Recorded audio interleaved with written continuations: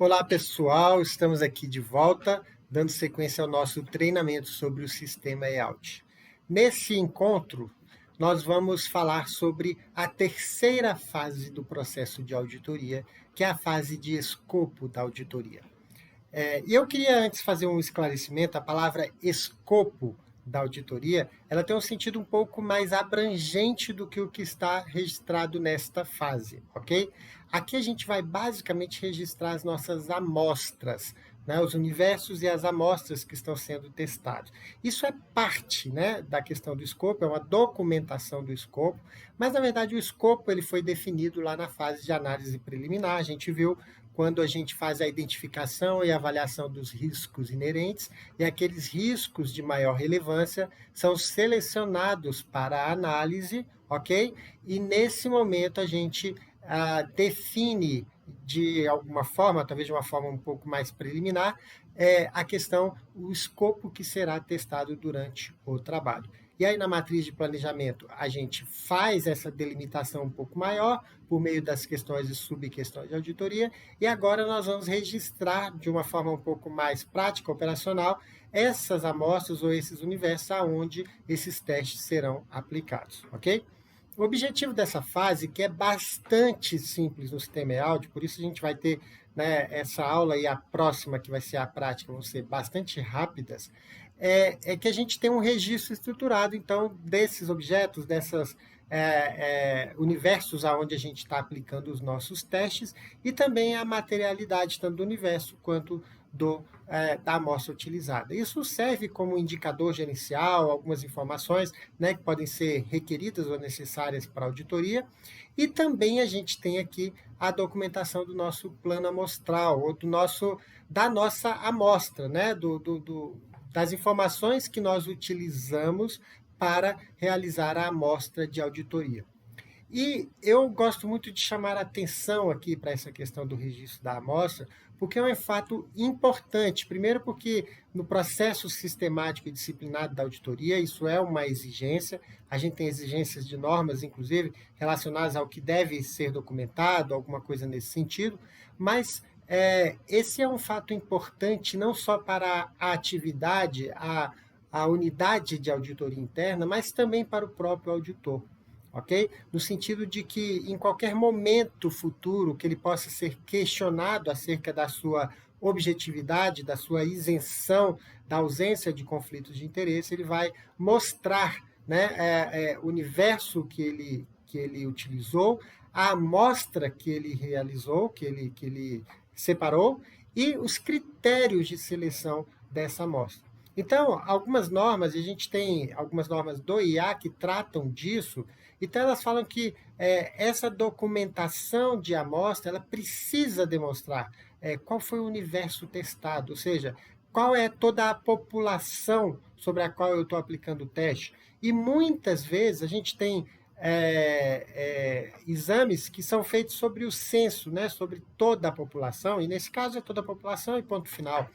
Mas, na maioria das vezes, a gente aplica uma amostra. Inclusive, nós vimos na fase de análise preliminar que quanto maior, né, o meu risco de controle, ou quanto maior o meu risco residual, né, dos riscos lá que a gente identificou na auditoria, maior deverá ser a amostra da auditoria. E quanto menor o risco de controle e, por consequência, quanto menor o risco residual, essa amostra tende a ser menor.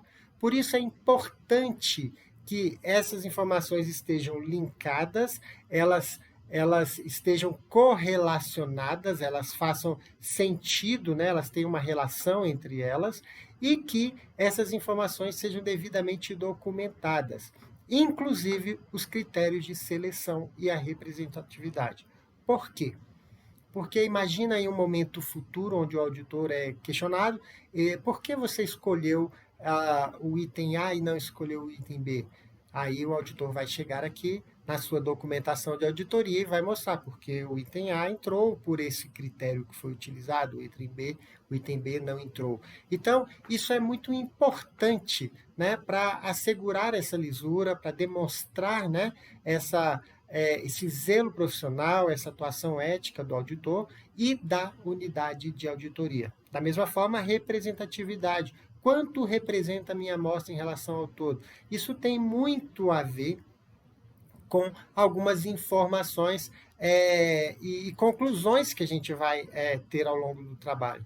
Então, é importante saber, né, o quanto isso representa e, de novo, linkado com aquela informação da análise preliminar, quando o meu risco de residual é mais alto, ou seja, o risco de controle é mais alto, eu preciso de uma amostra um pouco maior, porque o meu risco de auditoria também é maior, o risco de eu emitir uma opinião inadequada. E quando o risco de controle é menor, eu posso trabalhar com amostras menores. Ok?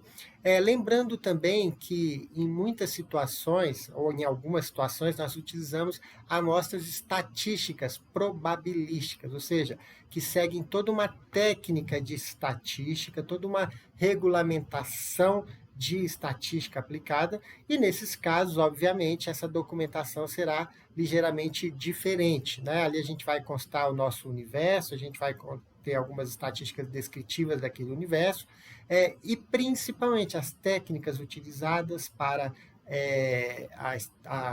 a amostragem, a margem de erro, ok? Nível de confiança dos resultados que você tem.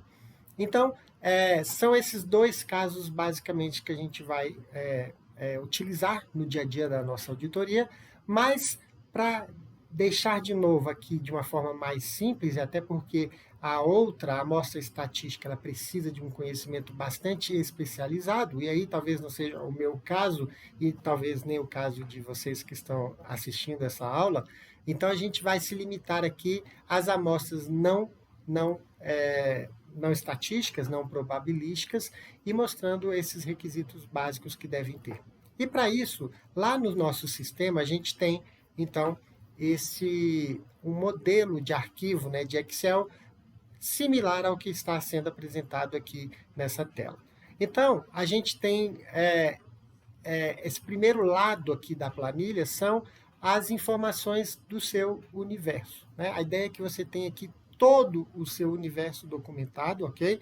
Todos os itens que receberam, que foram, né, objeto de amostragem, de testes. E essas informações aqui em cima são informações que são relacionadas ao seu universo. Então, está aqui número do processo, beneficiário, valor, data, mas isso são campos que vêm a partir da informação que você recebe. Normalmente, você manda uma solicitação de auditoria solicitando, né, uma relação de pagamentos, uma relação de gastos, uma relação de pessoas contratadas, uma relação de pessoas que receberam um determinado programa social, benefício social, enfim. Essa é a informação que vem, tá? Do gestor, a informação que você tira do sistema corporativo. Enfim, esses campos aqui que estão delimitados aqui nos títulos dessa planilha, eles vão variar bastante conforme a população que você está aplicando os seus testes, ok? E aí, a sugestão é que a gente inclua, né, duas colunazinhas aqui ao final, e aí sim, são colunazinhas que a gente espera, né, que tenha um mínimo de padronização, que siga mais ou menos essa orientação, que é uma marcação, né, simples de quais os objetos foram selecionados, ok? E aqui embaixo, a gente vai ter, então, na planilha, ela já tem um cálculozinho automático, onde ele vai somar a quantidade de itens, né, ou contar quantos itens constaram aqui dessa população, né, quantos itens foram marcados aqui na sua amostra e a representatividade em termos de quantidade de processo. Da mesma forma, em termos de valor. Então, ele vai somar aqui o valor total do universo e o valor da sua amostra e te dar a representatividade. Por que dessas duas formas? Porque os casos variam, há casos que faz mais sentido um ou outro, então a gente deixa as duas informações aqui para uma tomada de decisão pelos auditores e pela equipe de supervisão aí desse trabalho de auditoria. E por fim, a gente pede para informar o critério. Qual é o critério? O critério pode ser materialidade, o critério pode ser uma amostra aleatória do tipo fez um, pulou dois, enfim, o critério pode ser uma amostra aleatória gerada por algum sistema de geração de amostras. Não importa muito, o que importa é que seja documentado aqui. A gente aqui não há um requisito de qual tipo de amostragem deve ser utilizada, mas, ok? O importante é que o auditor documente da melhor forma possível. Então, se o seu critério é materialidade, o que você vai fazer? Vai ordenar esses valores aqui, do maior para o menor, e vai selecionar os primeiros da lista até que tenha uma representatividade que você julgue adequada. Se você está usando escolher um e pular dois, né? Pula um, escolhe, alguma coisa nesse sentido, você vai ordenar aqui por data, né? Acho que seria o mais adequado, data de ocorrência, e aí você tem essa seleção documentada, escreve aqui que o critério foi esse. Talvez você vá na internet, a gente mostra aqui depois na aula prática, tem alguns geradores, né, de números aleatórios, você escolhe, salva, né, aquele comprovantezinho, vamos dizer assim, do sorteio, e diz que foi aleatório, conforme o PT02 aqui, onde a gente vai estar documentando essa informação. E por último, pode ser que a sua amostra tenha um critério que seja criticidade. Por exemplo, teve uma denúncia em relação a esse objeto, tem um histórico de problemas em relação a tal fornecedor, enfim. Então, sempre que for um critério dessa natureza, a gente sugere uma observação aqui do lado. E aí você vai dizer, ó, esse processo entrou por esse motivo, né? Que não foi uma amostra aleatória, que não foi materialidade, que não foi por data, enfim. Havendo um motivo específico, e a gente chama aqui, né, pode chamar de criticidade, o critério geral, informar, né, ter essas informações. Até porque, se há uma denúncia, normalmente há um processo, alguma coisa que tem essas informações, o auditor vai ver a amostra, vai ver que tem uma denúncia e vai ler, né, obviamente, aquela denúncia, aquela questão, para que ele possa tomar as devidas salvaguardas, né, e fazer as verificações aí que são cabíveis. Então, é algo realmente muito simples, mas é algo essencial.